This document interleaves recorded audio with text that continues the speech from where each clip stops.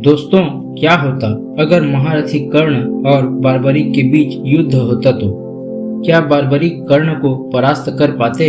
आखिर दोनों के युद्ध में कौन जीतता? तो मित्रों, आज के इस वीडियो में हम आपको इसी के बारे में बताने वाले हैं, इसलिए वीडियो को अंत तक जरूर देखें। तो चलिए शुरू करते हैं।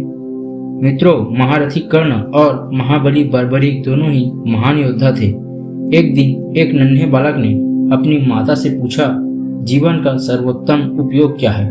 इस प्रश्न के जवाब में उनकी माता ने कहा, दूसरों की सहायता करना परमो धर्म है और यही जीवन का सर्वोत्तम उपयोग है। इस बालक ने यह सुनकर अपनी मां को वचन दिया कि वह हमेशा दुर्बल का साथ देगा। मित्रों, उस बच्चे का नाम था बार्बरिक।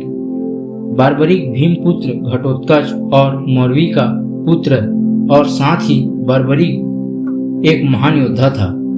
एक बार भगवान श्री कृष्ण पांडवों और कौरवों की शक्ति का अनुमान लगा रहे थे, तब वह बार्बरिक से मिले। बार्बरिक ने उनसे कहा कि वह मात्र कुछ क्षण और केवल 3 बाणों से ही महाभारत युद्ध को समाप्त कर सकते हैं। बार्बरिक को महिसागर क्षेत्र में घोर तपस्या करने के बाद मां जगदम्बा ने बार्बरिक को 3 बाण दिए थे, जिससे पहले बाण में वो उस छेदीय वस्तु पर निशाना लगा सकता था जिसका वो विनाश करना चाहता है। दूसरे बाण से निशाना लगाकर वो उन चीजों को मार्क कर देता जिसे वह बचाना चाहता है। तीसरे बाण से वह दूसरे बाण द्वारा मार्क की गई चीजों को छोड़कर सभी चीजों का विनाश कर देता था।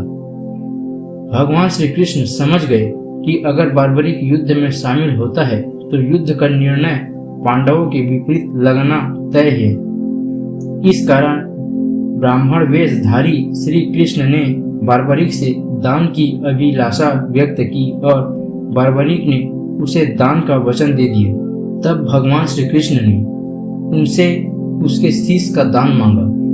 वचन में बंधे महान वीर बार्बरिक ने वह मान भी लिया और साथ ही उसने भगवान श्री कृष्ण से ये याचना की कि वो इस युद्ध को अंत तक देखना चाहता है और उसके सिर को युद्ध के समाप्ति के बाद दफनाएं। मित्रों, अगर महान वीर बार्बरिक युद्ध में भाग लेते तो शायद युद्ध कुछ और ही होता।